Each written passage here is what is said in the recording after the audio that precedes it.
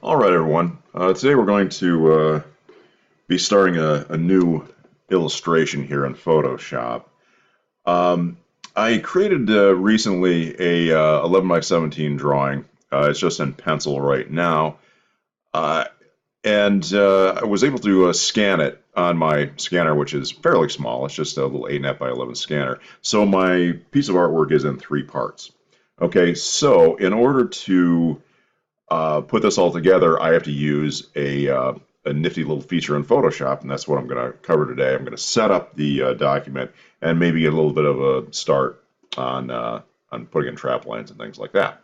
Okay, so um, once you've when you scan something in multiple parts, like you often have to do, if you don't have a larger scanner or a drum scanner or something like that, is you have to piece them together.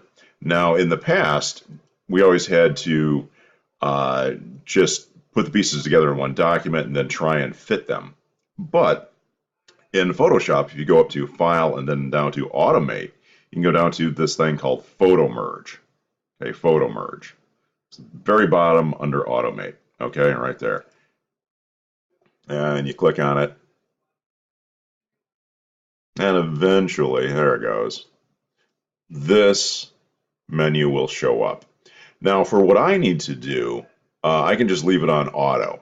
Okay, there is auto, perspective, cylindrical, spherical, collage, and reposition.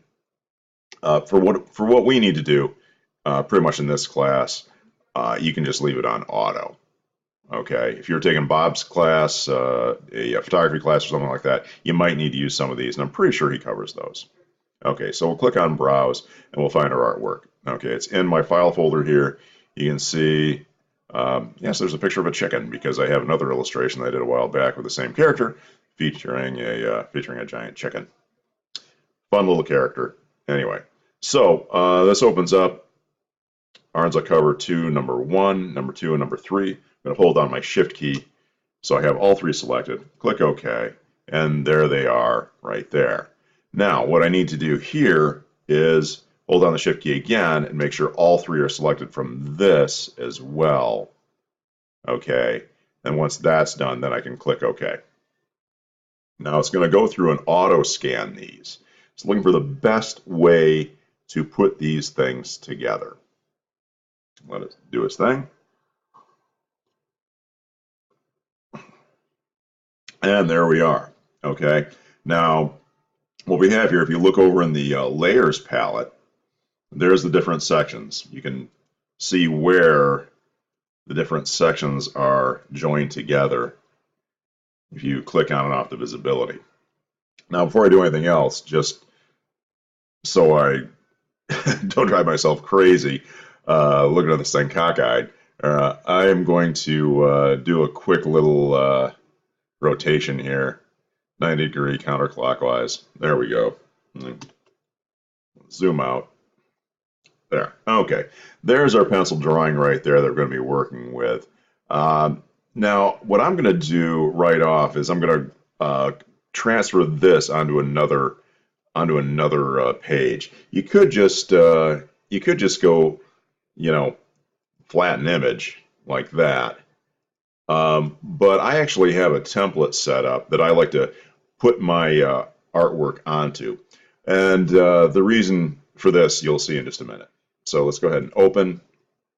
There's the cover template right there. See, now I have this template already set up with all the guidelines that I will need to basically, have this print ready. Okay. This area here would be for title stuff. This is my live area within here. This is my bleed lines and all of that. That's all set up already and ready to go. So what I'm going to do is go back to my my panorama here. Okay, and I need to copy and paste it over. Okay, but here's the thing. Before I do that, though, I want to make sure that I'm not getting any sort of any color pollution coming in. This looks like black and white, but it's an RGB document right now. So if you go really close into this thing, you'll see that there are Look at that. There's little bits of yellow and sort of browns and tans and all of that. So I don't want that. I want this just to be a nice black and white pencil drawing that, you know, that isn't going to have any sort of color pollution going on. It's just a particular thing with me. All right, so what I'm going to do is I'm going to go up to image mode and click on grayscale. It's going to ask me if I want to merge. Yeah, I might as well. I'll discard the color, and there I've got my layer right there.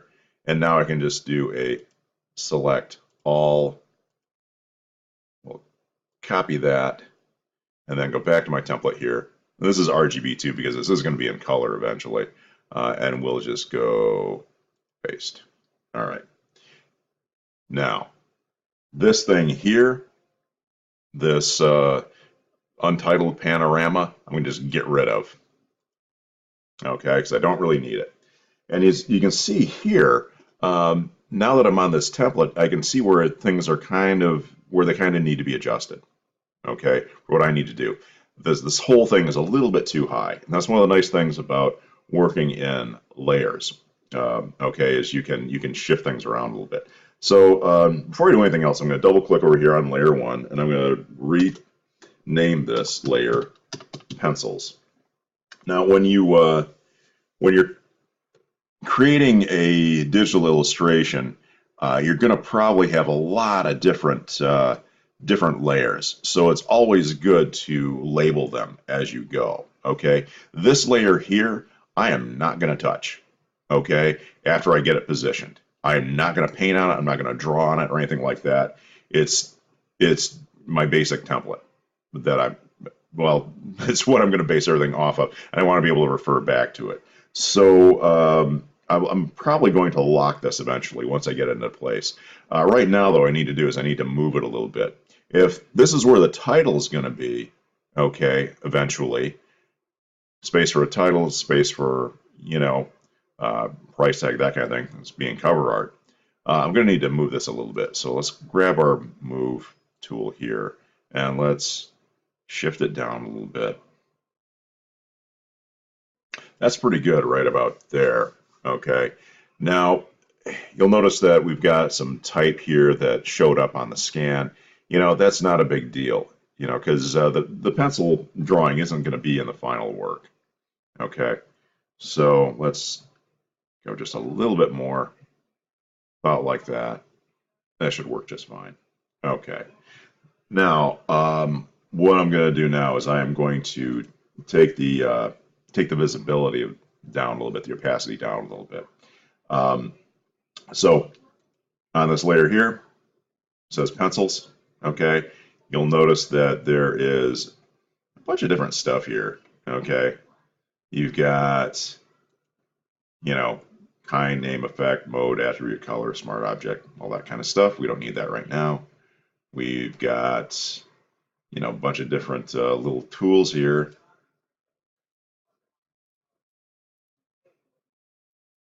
Actually, yeah, these we don't need right now. I was thinking about going through those, but I think that would just get confusing. So let's just leave this as it is right now. Let's click back on this layer here. We're going to take our opacity down to 50%. Okay. That's so it doesn't really get in the way of the drawing that we want to do over top of it. Okay, so it's easy to see the difference between the pencil drawing and the layers of ink and paint, virtual ink, virtual paint that we're going to add to it. So I like to go at 50%. Some people go down a little bit lower. Some people go way up from there. It's all pretty much up to you, however you want to do it. Now that that is set, okay, I'm going to lock this thing. Okay, now see, I can't move the thing. Okay, so it's set in place, and I can't paint on it. Okay, which is fine. We don't want to paint on it anyway. So what we're going to do then is over here in our layers palette, we're going to click down here at the bottom where there's a little plus sign. That creates a new layer. We're going to call these inks. Okay. And the ink layer is where we're going to put the trap lines. Okay, so let's go ahead. Let's zoom in here a little bit. You know, I have a bad habit of always starting off with the eyes of a figure. That's where I like to do the faces and that kind of stuff first. Now, the thing is with this too, I'm looking at this, I'm zoomed in here. Now, a lot of this stuff through here, the shading stuff, I am not going to fill in black. That's going to be different shades of color. Okay, so I'm just going to be doing the outlines, the character outlines. Okay, so let's go ahead and let's find a good brush. Okay. Oh, and you know what? While I'm doing the inks, I think I might do this. For the time being, I'm going to switch this over to grayscale. And I'm going to say don't flatten. So we can discard the color. Okay. And that way I won't accidentally have some color going on when I'm inking. I want this to be just black trap lines. Okay.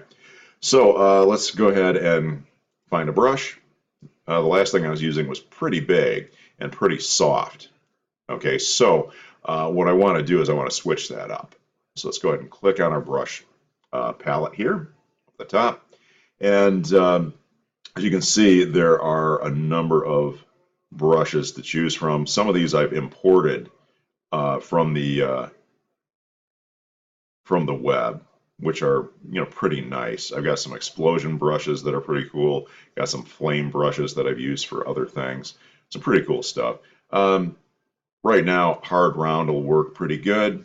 Okay, notice that when I click that, hardness went to 100%. Size didn't change. I'm taking my size down to about, let's go to about 5. Can't quite nail that down there, so I'm just going to type in 5. Call it good. Okay, and as you can see down here, the default fill colors are set, so we got a black ink there. All right, now I'm going to zoom in here and take a moment to switch over to my tablet. Okay, click on that, and let's make sure everything's all set here for my tablet. Flows at 55%, smoothing's at 0, and this right here, this thing, very important. That makes it so your stylus is pressure sensitive. Now right now, notice that when it's off, it's just a fat line like that, okay? Let's go ahead and go back to that. When it's on, look at that. When I press harder, the line gets fatter, okay? That's a really important thing, okay, because you want to have lines that taper, okay? A line that is the same thickness, from beginning to end is what we call a deadline. I know you've probably heard of deadlines being college students and all. Well, this is a different kind of deadline. These are lines that are not, that are kind of static. When I was in grad school, I had to take a class that was just inking for graphic novels. And boy, they really, really stressed that whole thing about having live lines. I just flipped over my stylus so that the eraser side is up, just cleaning up some of these edges here. And let's see, we'll just kind of keep going here. I'm starting out here with the head. I'm gonna probably go down to, I know I said I usually start with the eyes, and that's usually a thing.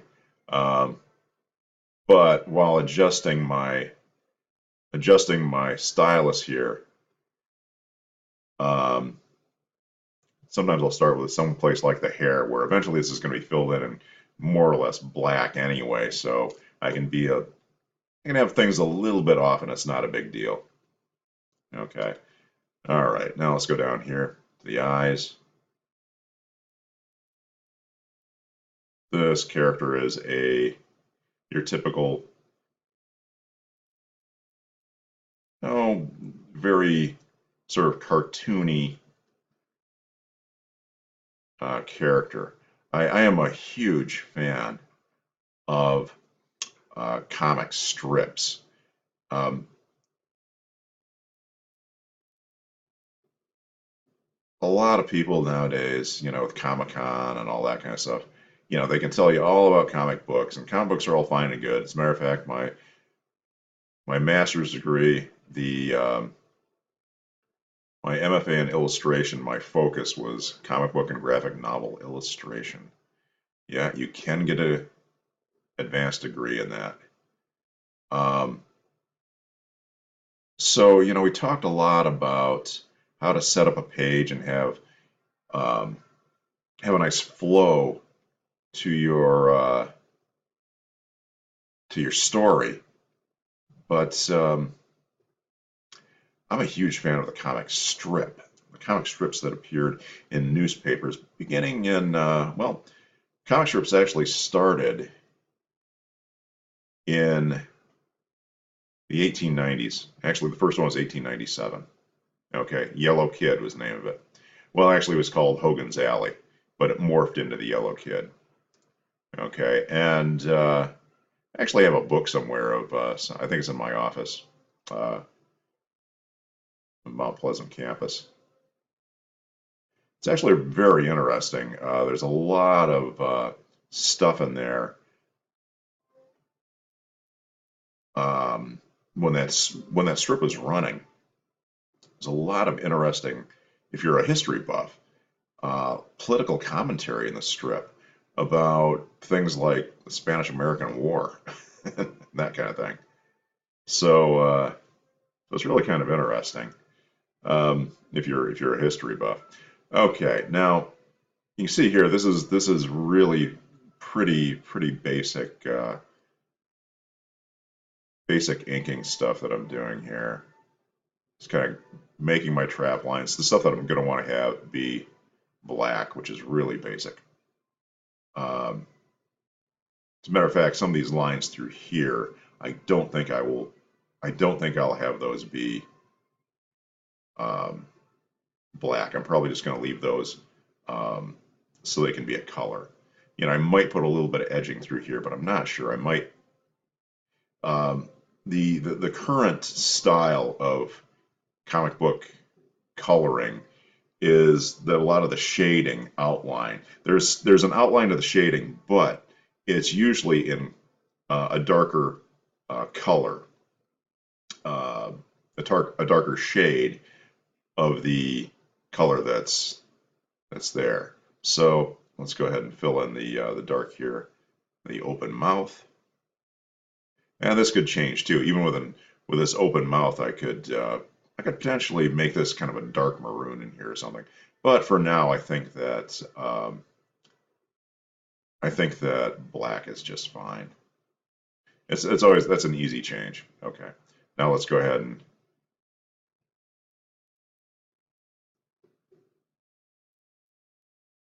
a little bit off there. Now you'll notice that I have my history palette open right over here. Okay. You can always hit undo, right? But that just takes you back one step. I like to be able to go back a few more if I need to, and also be able to see what I've done so far. So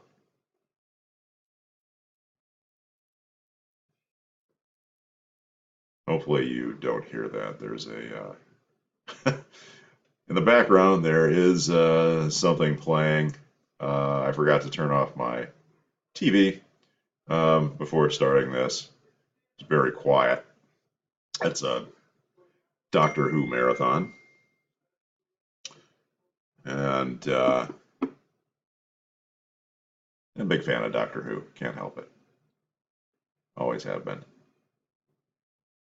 It's part of the whole geek culture thing, I suppose.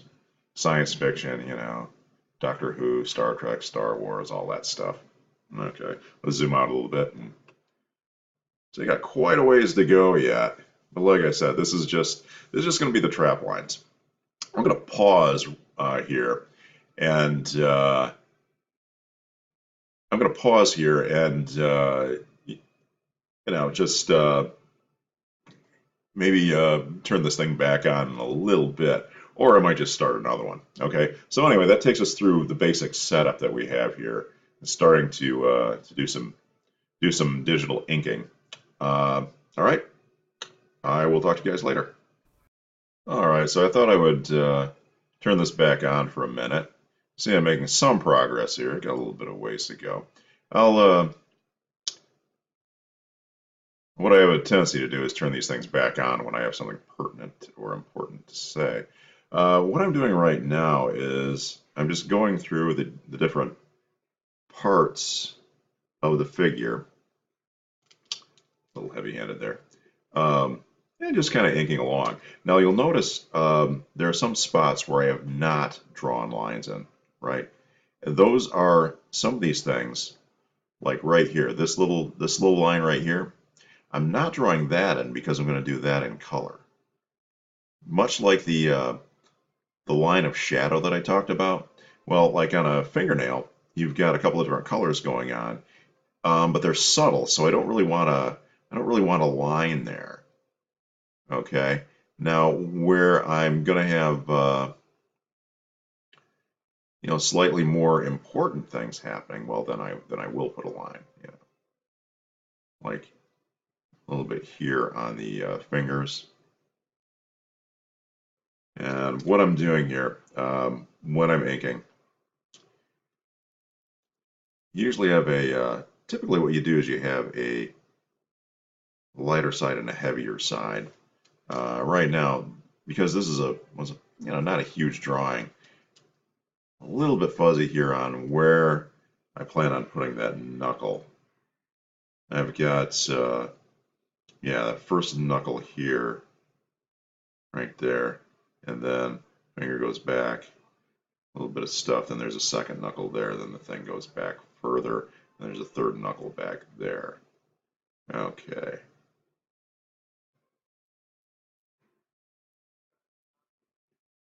You want to make sure that you have your stuff right. It's pretty easy to kind of lose track, especially if you're zoomed in this far. Some people, like this is 100% right here.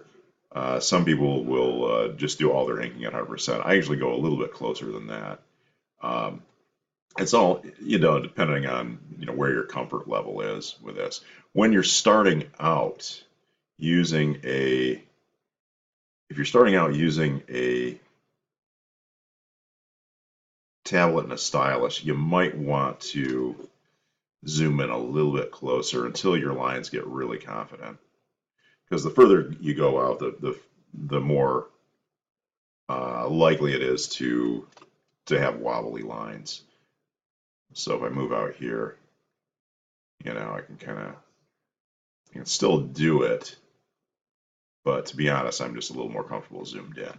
Okay, so zoom in once more, and you're I'm at the level that I like. Okay, so yeah, I think that will work.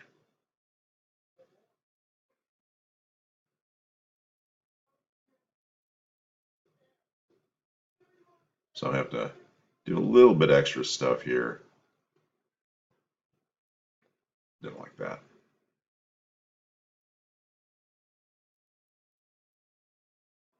That might be a little too much. What I'm actually doing here is I'm sort of looking for the line, making sure, double checking my pencil drawing.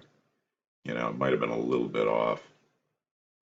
Putting in that knuckle there, knuckle there. Don't have an extra knuckle drawn in, that looked kind of goofy. But that's the sort of thing that is really easy to do. I've seen actually some professionals do it before where a drawing looks okay, a piece of artwork looks all right. Then you look at it closer, it's like, well, that's not physically possible. That's weird.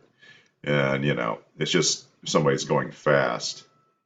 with their drawing, and just kind of, especially if they're knocking it out for a deadline, knocking it out for a deadline. Sometimes things can get missed. Whoops, pressed a little too hard there. And that's what happens sometimes with your styles. If you press a little bit too hard or a little bit of an angle, sometimes you might have your little brush menu show up. You just click again, it'll go away. There we go. Okay. Now, I've got quite a lot of shadow over here, but that's going to be filled in later in color. So like I said, I'm just doing your basic trap lines. Go through the whole thing. Okay. Let's clean this up just a touch. And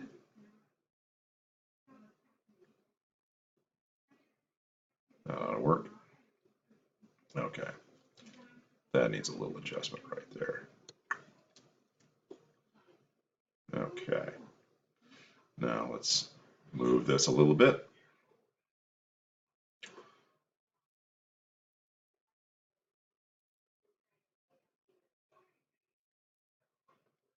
All right. And again, like I said, some of these lines through here, I'm probably just going to have be in color. Basic outlines, what we're concerned with. You want to have some lines that might help with some accents and stuff like that, some form lines, something like that. That'll probably work all right. And then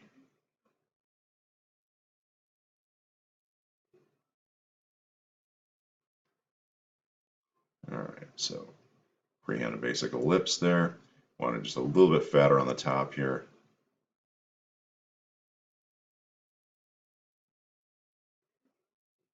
Pretty clean. Just want to fix that just a touch. Went in just a little bit, and that's okay. A little bit of wrinkle line there.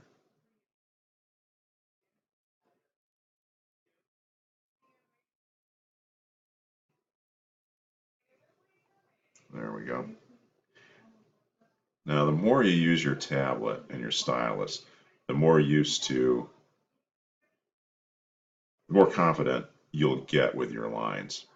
At first, it can seem really strange, really, really difficult. There's a real disconnect at first when when you're used to just using a, pen and paper. But that distance, though, between where your hand is and what your hand is doing and the screen, you'll be surprised. It just closes up like all at once. That's what happened with me. One day I was practicing with this thing and had been using it, for a little while, maybe a month or so, maybe less. And then one day, boom, the distance between where my hand was and where my screen is just seemed to evaporate. And now I'm, 10 years later, I'm so used to using a tablet that it actually feels weird when I am inking traditionally. And you'll notice I zoomed out. That is because I've got a longer line here, and I want to make sure that the thickness is right.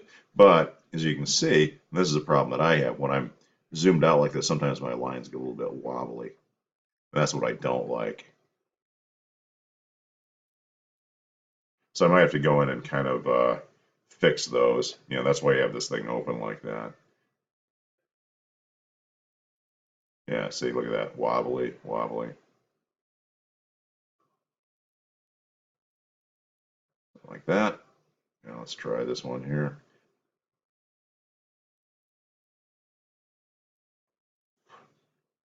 That's probably good enough. I'm gonna shadow this line. just gently.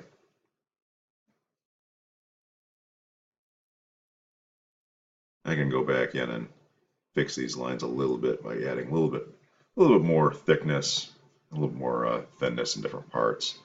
Like right now, what I'm doing is there's going to be a corner here, so I had a little bit fatter where the corners are going to be. Just a little hint of a shadow there, something like that. All right, let's have that taper just a little bit more. Let's see.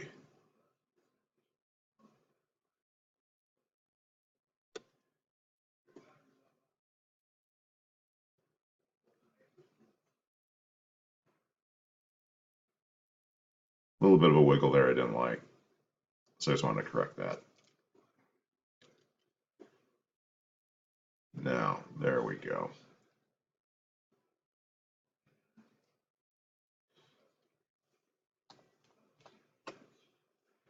There. See, from a distance, it looks a little bit better. That's at 50%. That's pretty small. Okay. Now, let's go ahead and continue on here. Now, one thing you might have noticed too, um, when I, like this right here, little chain metal there, I've got some additional little lines. These are little reflective lines that that just sort of make it look like it's a metallic surface. Um, I'm not super strict on how I do these. I just kind of will just draw in a little bit of here and there, just to do what I until I think it looks all right. Um, Matter of fact, I got to put in the other part of that chain there, other part over here, there. Almost missed that part. And while I'm up here,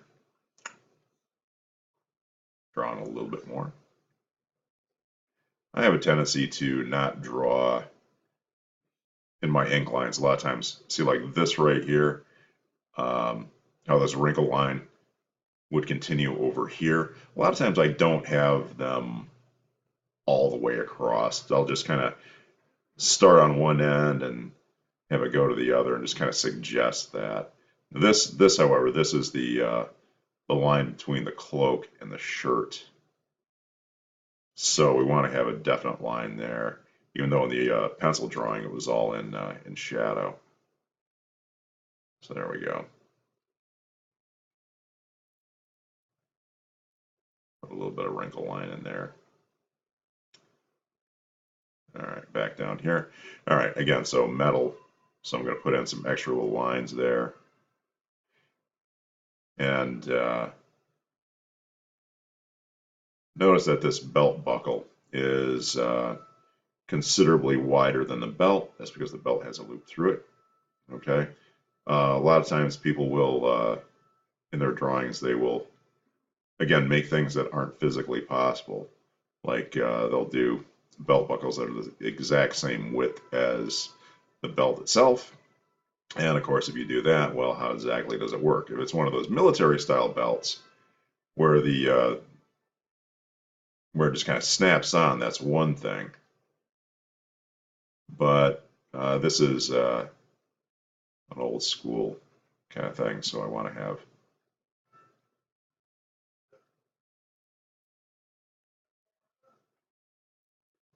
something like that. Let's put in a little more metallic-y looking kind of stuff. There we go. Oops, let's fix that.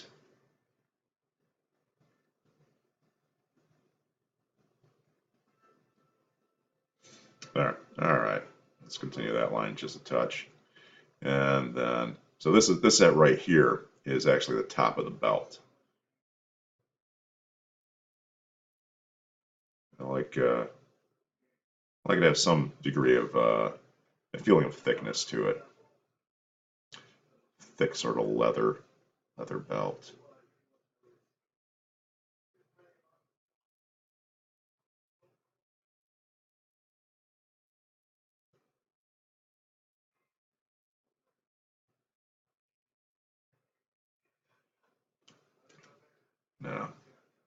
That was a little too thick along there, so let's clean that up.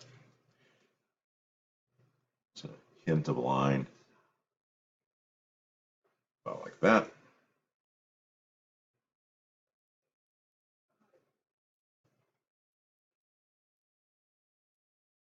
Again, using pressure to adjust the thickness of the lines. That's a very important thing if you're doing digital inking. Like I said, got a ways to go with this thing, but making progress. All right, that's probably enough for now. I will start another video when the inking line work here is all done, and we'll pick it up from there. Okay, see you guys later.